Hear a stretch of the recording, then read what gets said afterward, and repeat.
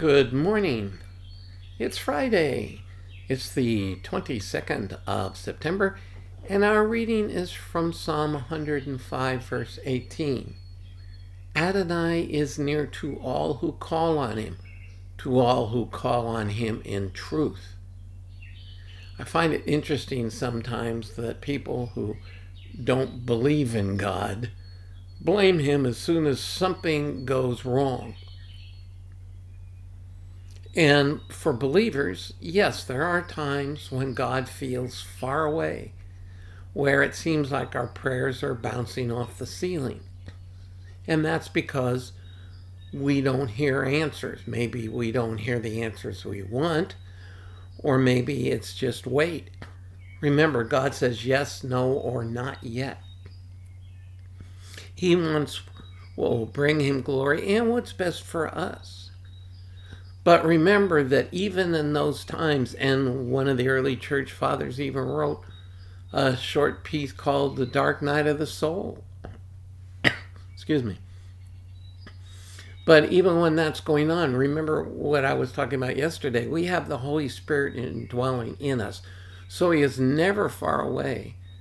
But we have to trust him for the no's, for the waits. Sometimes if we're persistent enough, he'll give us a yes to show us why we need to wait on him, because the yes isn't always in our best interest.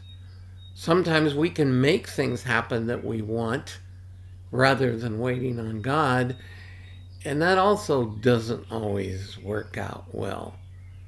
So remember, he's always listening to our calls for him. But the idea is, and when it says to all who call upon him in truth, that means we call on him looking for his will, not for our wants. In spite of some really bad teaching in Christendom, in some churches that call themselves Christians, and maybe in some cases they are just teaching badly, God is not the genie in the sky. He isn't there to fill our every need. He's there to hold the universe together, to receive glory, and to give us the opportunity to grow spiritually, being conformed to the image of his Son. So call out to him, and then be willing to accept yes, no, or wait, and I'll wait to see you again tomorrow.